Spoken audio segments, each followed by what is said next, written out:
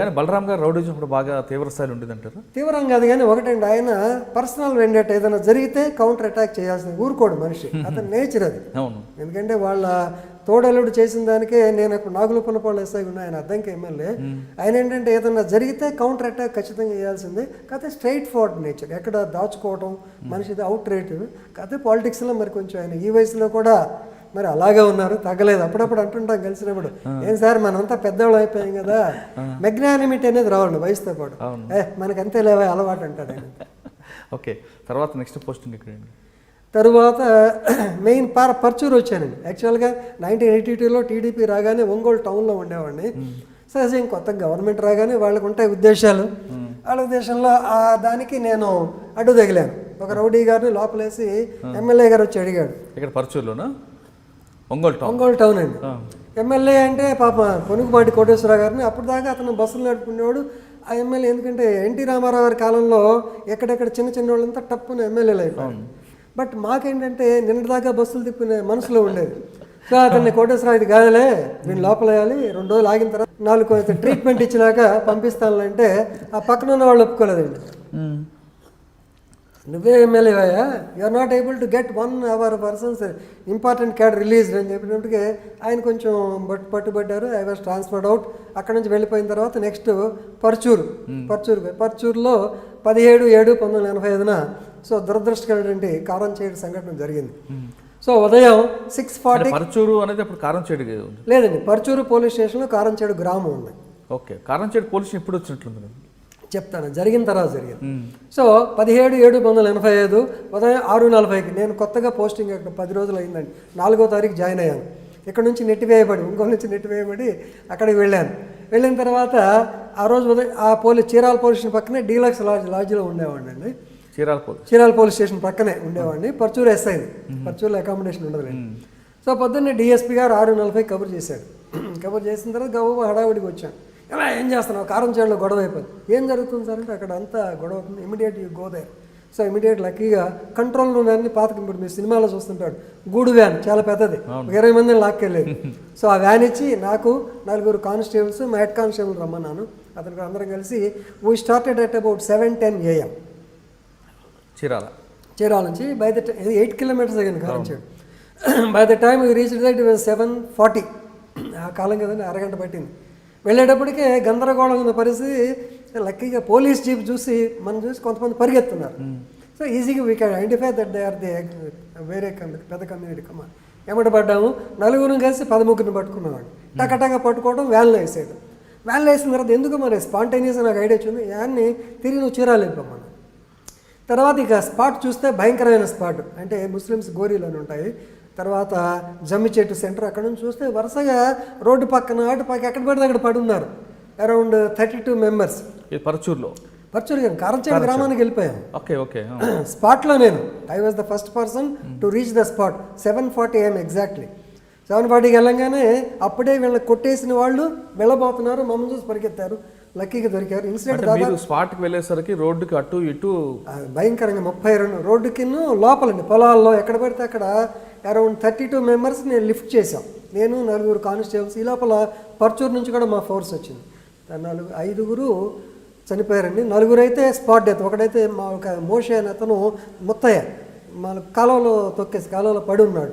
బయట చూస్తే బతుకున్నట్టున్నాడు. His testicles were squeeze literally. దానివల్ల తర్వాత డాక్టర్ చెప్పారు. ఒక అతనేమో వాగు పక్కన ఇక్కడ పడింది వాడికి, యెహోషువ, బట్ హీ వాజ్ అలైవ్. ఇమ్మీడియట్గా అతను నేను తీసుకుని వీళ్ళని లోకల్స్, అప్పటికే హరిజన్స్ కొంతమందిని పిలుచుకుని 32 members ఆర్టీసీ బస్సులో, కళ్యాణ మండపం, దగ్గుబాటి రామనాయుడు గారు కళ్యాణ మండపం, ఆర్టీసీ బస్సు దగ్గర తీసుకొచ్చి, నాకు డబ్బులు లేవండి యాక్చువల్, లిటరల్ పొద్దున్నే 6:40కి వచ్చాను. అప్పుడు ఆ కాలంలో చిన్నపిల్లలకి డబ్బులు కూడా లేవు. ఆర్టీసీ అండి తీసుకెళ్ళాలని, ఎక్కడ తీసుకెళ్తాను, డబ్బులు కావాలండి. లేవురా నా దగ్గర, ఏం చేయాలంటే అతను SRలో రాయించుకుని I'm police officer, I request them to all take them to all of you directly to government hospital చీరాలని 32 పంపించాను. ఈ తర్వాత ఈ 4-5 ఒక 2 చనిపోయారు. యెహోషువ అనేది మాత్రం నేనే ఎక్కించుకుని, అతను హీఈస్ యాక్చువల్గా నీళ్ళు లాస్ట్ స్టేజ్లో నీళ్ళు లేవు, అప్పుడు వాటర్ బాల్స్ కూడా లేవండి. అలాగే వెనకాల నేను కూర్చుని అతన్ని ఒంట్లో పెట్టుకున్నాను. కానిస్టేబుల్ ఒక ఆయన కాళ్ళు, నేనేమో చేతులు తలకాయ మీద పెట్టుకుని ఇట్లా చేతులు పెట్టుకుని తీసుకెళ్ళాం. బట్ కారంచేడు గేట్ అని చీరాల దగ్గర ఉంటుంది. వెళ్ళేటప్పటికి డైడ్ ఇన్ అవర్ హ్యాండ్స్. అక్కడికి వెళ్ళేటప్పటికి సో భయంకరమైన సిచ్యువేషన్ చుట్టుపక్కల. మొత్తం ఈ సిచ్యువేషన్ ఎంత హాఫ్ అన్ అవర్లో అయిపోయిందని 1 అవర్లో అయింది. ఇదే అండి, దాదాపు 6:30 స్టార్ట్ అయ్యి 7:30 1 అవర్ పట్టింది. ఆ తర్వాత అక్కడ వెళ్ళాను.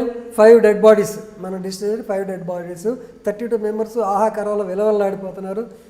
So incidentally mister Katti Padmarao was present they. ఆయన వాళ్ళ వదిన డెలివరీకి, వాళ్ళ వదిన ఐఎల్టీడీ కంపెనీ పనిచేస్తుంది, ఆమె యొక్క డెలివరీకి అక్కడ వచ్చి ఉన్నాడు. చూడండి కత్తి పద్మారావు గారు. ఓకే. ఓ ఆగ్రహోదగ్రుడు అయిపోయి డైలాగ్ ఓ యాడ్ చేస్తాడు. గందరగోళం చేశాడు, చుట్టూ జనం చేరిపోయారు, గందరగోళం అయిపోయింది. సో ఈ లోపల సిఐ గారు 1 గంటకు వచ్చారు. ఆయన ఒంగోలు మీటింగ్లో ఉన్నాడు. సార్ తర్వాత డిఎస్పీ గారు అయితే యాక్చువల్గా వెంటనే వచ్చాడు ఆయన కూడా. సో ఇష్యూ ఇక చేసిన తర్వాత ఏం జరిగిందని చెప్పి వాళ్ళని అడగడం, స్టేట్మెంట్స్ తీసుకోవడం. ఆ రోజు తెల్లవారుజామున 2:30కి 5 డెడ్ బాడీస్ మీద ఇంక్వెస్ట్ కంప్లీట్ చేయగలిగామండి. సెకండ్ డే రామారావు గారు కొత్తగా గవర్నమెంట్, విజయ రామారావు గారు ఐజీ ఇంటెలిజెన్స్ అండి. సో ఎస్పీ గారు వచ్చారు. ఎస్పీ గారు సరే నైట్ వెళ్ళాము. నైట్ వెళ్ళిన తర్వాత వాళ్ళ ఉద్దేశం అంటే పోలీస్ ఆఫీసర్స్ ఇన్సిడెంట్ పెద్ద ఇన్సిడెంట్ ఇమీడియట్గా అందరిని అరెస్ట్ చేయాలి. ఎవరిని చేస్తాను, ముద్దాయిలు తెలియాలి కదా, తెలియకుండా ఎలా చేస్తాం అంటే ఆల్రెడీ మీ దగ్గర 32 మంది 13 పట్టుకున్నారు. 32 మంది ఇంజూర్డ్ అయ్యారు కదా, వాళ్ళ స్టేట్మెంట్ ఏం చెప్పారండి? వాళ్ళ స్టేట్మెంట్స్లో ఈ మనకు వచ్చిన 13 మొత్తం అయితే మాకు దాదాపు 50 మంది పేర్లు వచ్చినాయండి. సరే అప్పుడు 50. సార్ ఆ సీన్ మొత్తం ఏం జరిగింది చెప్పండి. ఉదయం 6 గంటల నుంచి 6:30 ఇన్సిడెంట్ స్టార్ట్ అయింది. జరిగింది ఎలాగంటే యాక్చువల్గా అంత ముందు రోజు ఇన్సిడెంట్ మనం చెప్పాలి. 16/7/1985 మధ్యాహ్నం పూట యాక్చువల్గా మరి చెప్పవచ్చు, మాదిగ కుంట అంటారు ఏరియా పేరు. మాదిగ కుంట అనే చోట రాయనేడి ప్రసాదు, అతని మేనల్డు పోతన శ్రీనివాసరావు అనే కమ్మ కుర్ర వాళ్ళిద్దరూ అక్కడికి వెళ్ళి మాది కుంట పక్కనే తమ గేదెను కడుగుతున్నారు. కడిగింది కాకుండా కుడితి అంటారు, మీకు ఐడియా ఉంది. కుడితి నీళ్ళు దానికి పెట్టి ఆ నీళ్ళ బకెట్ని తీసుకొచ్చి క్లీన్ చేస్తున్నారు. అంటే దిస్ వాటర్ మాది కుంట అనేది మెయిన్ వాటర్ సోర్స్, మంచి నీళ్ళ సోర్స్ వీళ్ళకి, ఎస్సీస్కి గ్రామంలో వాళ్ళకి చేస్తే దాన్ని they were polluting with the washings of the so called తౌడు. అది ఈ మున్నంగి సువార్త అనే అమ్మాయి చూసి అబ్జెక్ట్ చేసింది. ఏమయ్యా మీకేమో ఇదేంటి ఏం సాధారణంగా పల్లెటూరు భాషలో మాట్లాడింది ఆవిడ. మాట్లాడితే శ్రీనివాసరావు కొద్దిగా రియాక్ట్ అయ్యాడు.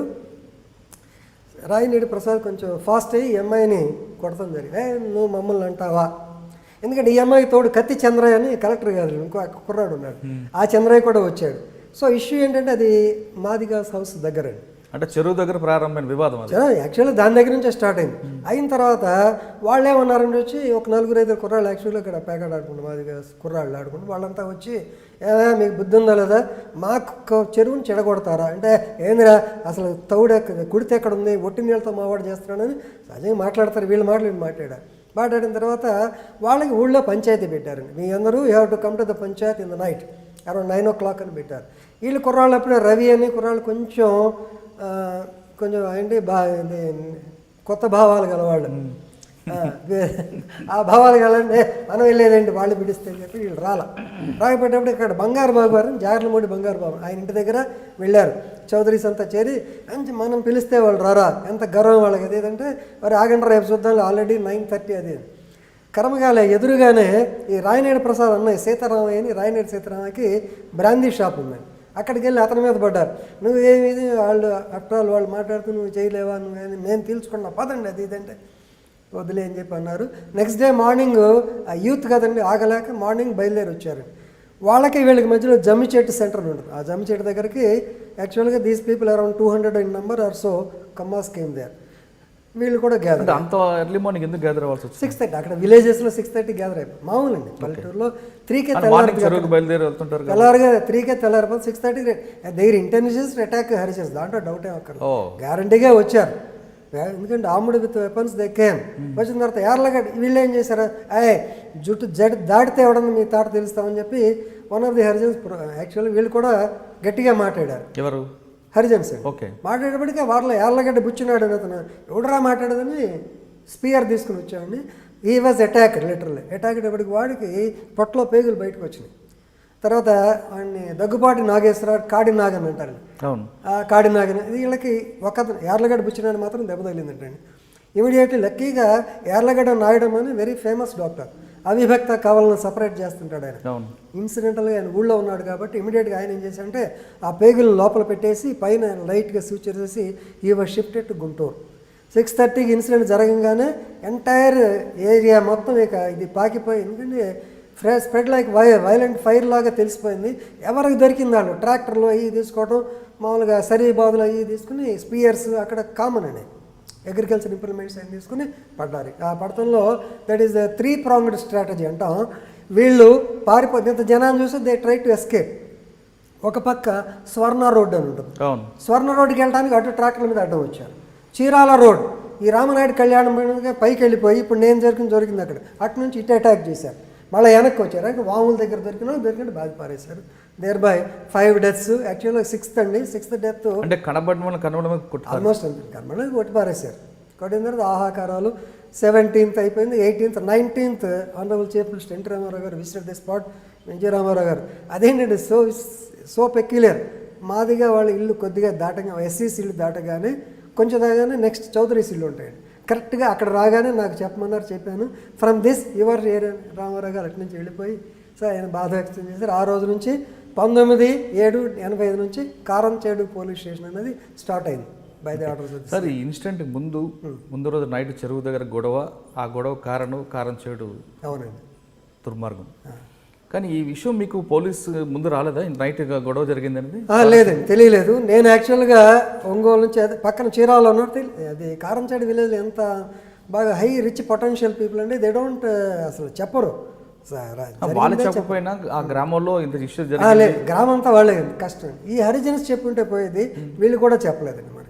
అచ్చా, మార్నింగ్ ఇంత గ్యాదర్ అవుతున్న విషయం కూడా తెలియదండి. 6:30కి నాకు డిఎస్పీ చెప్పిన దాకా నాకు తెలియదు యాక్చువల్గా. ఇప్పుడైతే కమ్యూనికేషన్ అప్పుడు కొంచెం తక్కువ అండి. అంటే ఆ విధంగా కారంచేడులో అది దానికి ముందు కొన్ని సంఘటనలు ఉన్నాయి సహజంగా, కేవలం ముందు రోజుదే కాదు, సినిమా హాల్ వ్యవహారం కూడా ఉంది, వివాదం కూడా ఉన్నాయండి. అంటే సహజంగా వీళ్ళ ఆడవాళ్ళని వాళ్ళు గొడవ చేస్తున్నారని, వాళ్ళ ఆడవాళ్ళ పొలాలు వెళ్తే వీళ్ళు గొడవ చేస్తున్నారని, తర్వాత వీళ్ళని చూస్తుంటే హెకిలింగ్ చేస్తున్నారని చెప్పి, యాడ్వర్స్ కామెంట్స్ చేస్తున్నారని చెప్పి, ఇది మంచి భాషలో చెప్తున్నారు. వ్యవహారం కాదు కానీ ముందు నుంచి ఉన్న వ్యవహారం ముందు నుంచి ఉన్నాయి, డెఫినెట్గా ముందు నుంచి ఉన్నాయి. అదేంటంటే ఏదో ఒక షేప్లో బ్లడ్ అవ్వాలి కాబట్టి ఈ ఆకారంలో గొడవ అయింది. 3 నెలలు మాకు నిద్ర లేకుండా ఐజీలు రంగనాయుడు గారు, రాజన్ గారు అందరు రావటం, కేసు టేకప్ చేయటం, మళ్ళీ దాంట్లో రకరకాల ఇన్వెస్టిగేషన్లో ఎన్ని ఇబ్బందులు పెట్టాలో అన్నీ పెట్టారు. దగ్గుబాటి వెంకటేశ్వరరావు గారిని ఒక ఇంటెలిజెన్స్ డిఎస్పీ గారు ఉండేవారు, మరి ఆయన ప్రోద్బలం ఉందో లేదో మనకెందుకు కానీ, కొంతమంది హైదరాబాద్లో బంజారాహిల్స్ పోలీస్ స్టేషన్ లిమిట్స్లో మేము ఆ రోజున పేకాడాడుకుంటూ దొరికాము. బంజారా హిల్స్ ఇన్స్పెక్టర్ బెనర్జీ గారు మమ్మల్ని పట్టుకుని మాకు 10 రూపాయలు ఫైన్ వేయించారు అని ప్లీ ఆఫ్ ఎలిబీ పెట్టారు, మేము ఇక్కడ లేమని చెప్పారు. దాని మీద పుల్లారెడ్డి గారు ఎస్పీ గారు, సరే ఆయన నేను యంగ్స్టర్ని, సరే ఆయన డైరెక్షన్ ఇచ్చిన ఇక్కడికి వచ్చి చూసిన తర్వాత రికార్డ్స్ చూస్తే అంతా 10 రోజుల తర్వాత కేసు పెట్టారు. సో అదేంది ఆ బెనర్జీ గారు అప్పుడు ఆ రోజు సస్పెండ్ అవ్వటం, అఫ్కోర్స్ తర్వాత రీఇన్స్టేట్. ఆ వ్యవహారంలో అగ్రవర్ణాలను కాపాడమని చాలా మంది ఒత్తిడి తీసుకొచ్చారనేది వాస్తవం కాదండి? వాస్తవం నేను చెప్పలేను కానీ న్యాయం చేయండి అన్నారు డెఫినెట్గా. ఎందుకంటే ఒకటి number 1 Karamchedu one of the richest villages, highly cinema industry, Daggubati Rama Naidu వీళ్ళంతా. ఒక పక్క tobacco business, cotton business, rice bowl, finance, తర్వాత వాళ్ళు ఫైనాన్స్ అన్నిటికన్నా, తర్వాత ఎక్కడెక్కడికో వచ్చి సెటిల్ అయిన వాళ్ళు హైలీ ఇన్ఫ్లుయెన్స్డ్ పర్సన్స్ ఉన్నారండి.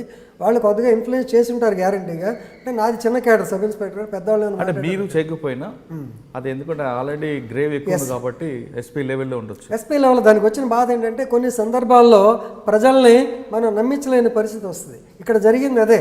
ఎందుకంటే ఫస్ట్లోనే పోలీసు వాళ్ళకి ఏంటంటే ప్రోయాక్టివ్గా కనపడలా.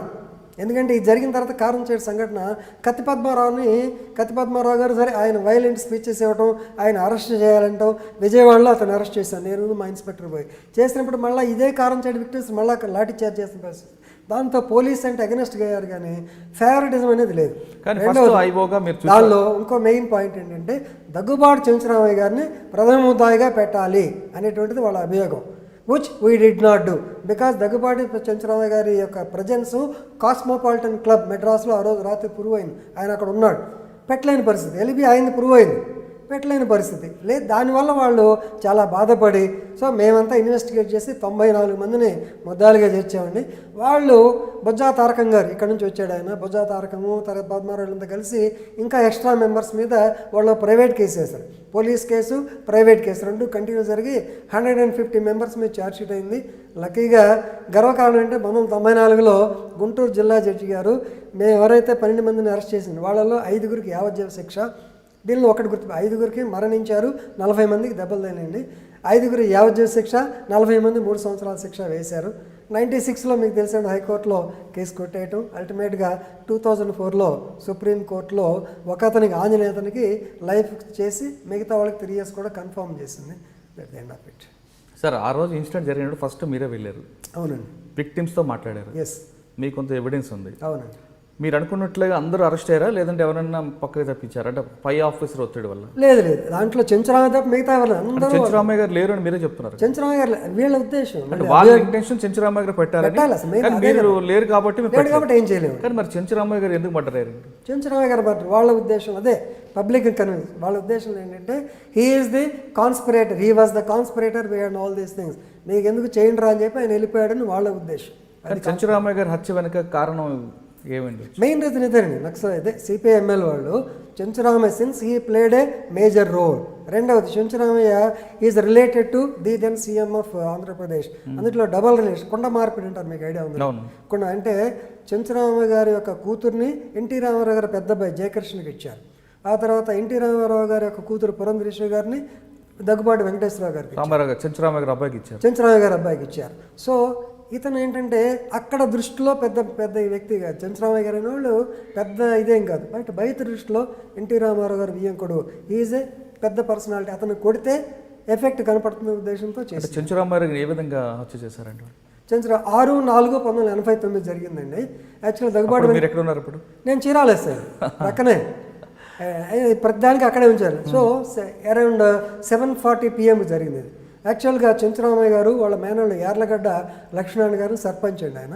వాళ్ళిద్దరు కూర్చొని ఇలాగ మన ఇద్దరులాగా మాట్లాడుకుంటున్నారు ఇంటి ముందు. సో వీళ్ళు ఆల్రెడీ రెక్కీ చేశారు, దాదాపు 6 months నుంచి రెక్కీ చేశారు.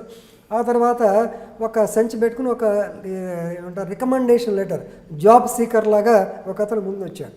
వచ్చిన తర్వాత చెంచురామయ్య గారు అక్కడ ఉన్నారు, లక్ష్మణ్ గారు ఇక్కడ ఉన్నారు. లక్ష్మణ్ గారిని చెంచురామయ్య గారు అంటే ఈయనే కదా ఏం కావాలి నీకంటే, we wanted to meet doctor Venkateswararao, we want to get a job in spinning mills. వీళ్ళకు ఉందండి చెంచురామయ్య గారికి కోఆపరేటివ్ స్పిన్నింగ్ ఇంకోల్లో ఉంది, అది కావాలని. ఆయన అన్నాడు, బాబు లేడయ్యా హైదరాబాద్లో ఉన్నాడు, ఇప్పుడు పడితే ఇప్పుడు వస్తే అట్లా అన్నాడు. కాదండి అని మాట్లాడుతూ ఇతను నుండి సరే టప్ని immediately they showed the pistol చేసేటప్పటికే ఈయన చెంచురామయ్య గారు యార్గడ్డ లక్ష్మణాన్ని వాళ్ళ మీద తోసి టప్పన లోపలికి పరిగెత్తాడు. But there target is only Chenchuramayya. ఒక అతను ఏం చేశాడు, ఇతను ఎర్రగడ్డ లక్ష్మణ్ గారు కొంచెం బట్టతల పట్మని నెత్తి మీద కొట్టాడు, ఆయన కింద పడిపోయాడు. చెంచురామయ్య లోపలికి ఫాలో అయ్యి స్పాట్ మనగా దగ్గర రేంజ్లో షార్ట్ రేంజ్ నుంచి కొట్టేశారు. He died. తర్వాత వాళ్ళు దొరికారండి, చాలా కష్టం. అదేంటి ఇన్ఫార్మర్ చీరాలు. సో ఇన్సిడెంట్ జరగంగానే యాక్చువల్గా ఇప్పుడు మేము బిలీవ్ చేయలే, సంబడి టెలిఫోన్, అతను నాకు తెలుసు సురేంద్ర అని, కొంచెం డ్రంకాడు, అతను కారం చేయడు బాబు, ఖాళీగా ఉన్నప్పుడు సాయంత్రం పూట కొంచెం తీర్థం సేవిస్తూ ఉంటారు. Chenchuramaiah I did not care. Immediately second authentic information 7:42కి ఇన్స్పెక్టర్ గారు నేను ఉన్నాను, సార్ ఇదేంటయ్యా అని చెప్పి immediately we started going. So వెళ్ళిన తర్వాత బాడీ తీసుకురావడం సదానంద హాస్పిటల్ అని, అంటే we are under the impression that he still alive. తీసుకొచ్చామని but he was declared dead. అప్పుడు కమ్యూనికేషన్ వెంకటేశ్వర గారికి చెప్పాలి, ఎలా చెప్పాలి? వెంకటేశ్వర గారు ట్రైన్ ఎక్కి he was coming to Chirala. So అప్పుడు కేఎస్ వ్యాస్ గారు ఉంటుంది, లేకపోతే ఎవరు వ్యాస్ గారు అనుకుంటే, ఆయన విజయవాడ కమిషనర్ చేస్తుంటే ఆయన ఇన్ఫామ్ చేయమన్నారు. విజయవాడ ఆయన పోయి అరవిందరావు గారు ఎవరో పోయి చెప్పారండి. 2వ రోజుకి వచ్చారు, రామారావు గారు రావటం. ఈ అఫెండర్స్ మేము దాదాపు యాక్చువల్గా ఇన్సిడెంటల్గా 1 year తర్వాత దొరికారండి. ఎక్కడ వీరవల్లి అని కృష్ణా జిల్లాలో, అక్కడ ఈ లక్ష్మణరావు వాళ్ళ ఫ్రెండ్ ఉండవు. లక్ష్మణరావు దొరకలేదు నాకు అప్పుడు, వాళ్ళ ఫ్రెండ్ అతను ఆ హోటల్లో దిగి హోటల్లో ఒక అమ్మాయిని తెచ్చుకుని ఆ అమ్మాయికి తుపాకీ చూపించాడు. ఆ అమ్మాయి భయపడిపోయి ఆమె దూకేసింది. అక్కడ నుంచి దూకేటప్పటికే ఇమీడియట్గా పోలీస్ సరౌండెడ్ హిమ్.